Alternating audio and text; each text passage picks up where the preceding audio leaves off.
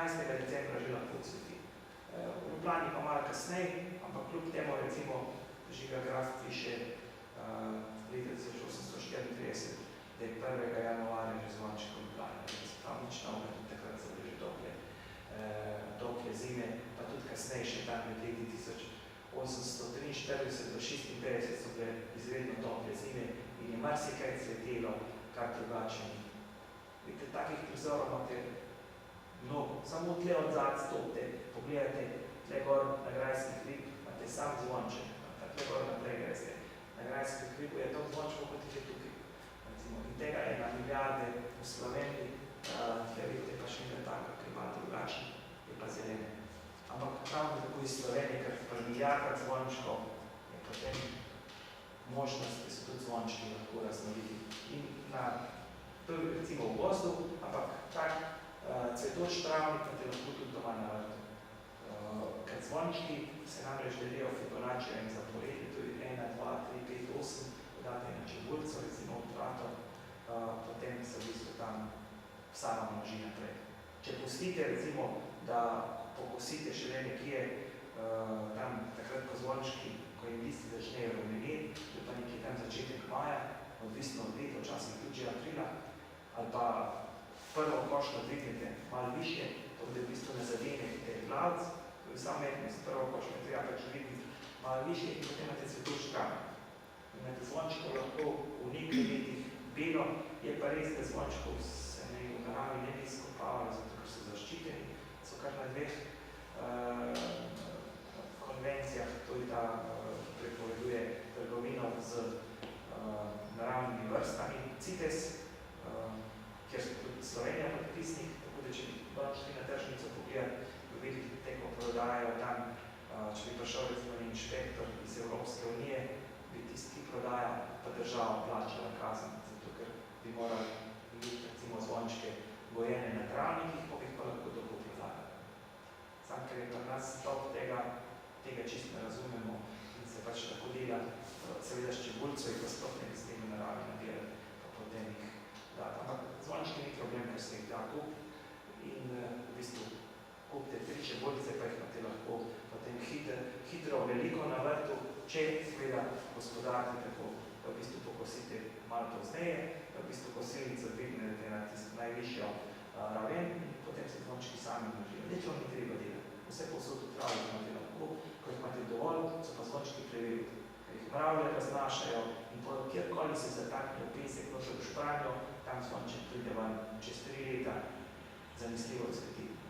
Veliko krat to že po 2 letih iz semena. Kronce so nekoliko kasnejše, so bolj marčevske, ampak letos, ko je pač taka milna zima, vseh hkrat cveti, recimo kronce, veliki zvončki, so pa malo manj raznolike, ker pri navadnem zvončku je bilo tam že do 2001, okrog 80 sortov pisanih, da jih je verjetno že tja krepko preko nekaj 100, pri velikem zvončku jih je pa samo njih 5. Ker so dejansko malo raznoliki, raje imajo malo več vlage, ampak tudi te imate lahko ravno tako na vrtu, malo počasneje se množijo. Tudi v sušnih razmerah še kar zdržijo, samo malo globje morajo biti posajene. Velja pa isto pravilo, tega treba še malo kasneje, recimo, ampak zopet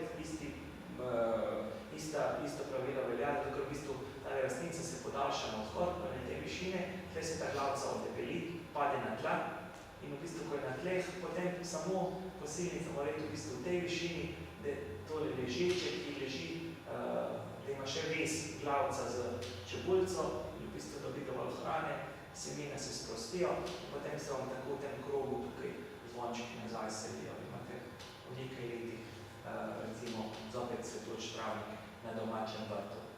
Podobno je lahko že frani, vidite jih tukaj, če boste zdaj šli, sem čez malo časa bojo tle odzad, polno že frano, kakšno leto, če niso preveč intenzivno pobrali, če preveč nas psi napodijo tja ali pa česa, ali pa če stopite na Grajski hrib. Pri franu imate vse povsod. Podobno se čebulce delijo, ta posnetik je iz Velike planine, Tletelo, in tega bi recimo tako v mestu imeli, kot imamo tukaj, kamorkoli stopite, še naravo, tega v bistvu nobena evropska prestolnica nima.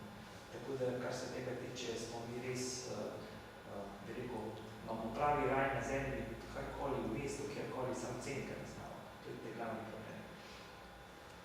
Ali pa en tak vrtiček, ki ga vidite praktično lahko v vsaki cesti, kjer je mala plenca, kjer imate recimo pomladansko reso, jesensko vresje je tudi podobno tako ob cestah, samo tam je kisla podlaga. Tukaj vidite pa plence, že tukaj vidite, tukaj pa spomladanska resa. Ampak potem že Janez Jalen piše, če boste brali Ovčarja Marka, prav sestrici, tam ko Ovčar razlaga sestrici, koliko res ima na 7 sortih loči, od zelene, bele do tiste krvavo rdeče, ki sam tam bolj nekje raste. Vse to smo vedeli, pa smo vmes dejansko pozabili, kaj pa še da bi en tak cestni rob znal cent. Če bi to Angli živeli, bi predle kolone in bi samo fotografirali tam nas pa tega ne ceni. No, podobno je z jeternikom. Recimo, jeternik imate tudi lahko kjerkoli posajen, jeternik ima nekakšno grmovje, če ga daste potem grm, boste tam hitri potem cvetoče šopke jeternika, ker je pač taka rastlinca, ki rada raste med leskovimi grmi, ampak recimo ena čisto običajna rastlina, na kateri pa Japonci to dajo, da jih recimo že tam do leta 1840 so imeli okrog 70 sort tega jeternika, se pravi različic iz te rastline, zdaj imajo pa tam do 1000 v bistvu že rastlinja jeternike in en jeternik lahko stane tudi 100 evrov. En lonček, kot podobno je tak zvonček, recimo posebni, lahko stane tudi 200 funtov, recimo vajno. Ampak ena sama rastlinca. Zvonček? Ja. 200 funtov? Ja, ena sama rastlinca. Tako da rastline so dejansko, kot sem na začetku rekel, zakladi pred domačim pravom. Sam v bistvu treba vedeti, verjeti in pa spoštovati. Recimo tudi lesko grm.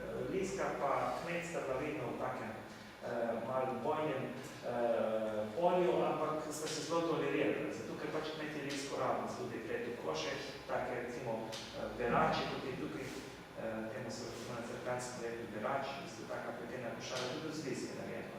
V bistvu te mlade poganjke se je nalovilo, potem se jih v bistvu s nožem prekorezalo, se je naredilo take trakove in potem v bistvu spodaj je orehov, recimo pod, pa ena, recimo, tleh lahko je liška, zvita lahko je karkoli drugega, ali pa grenca včasih dajali, vse ostalo je pa z leske narejeno.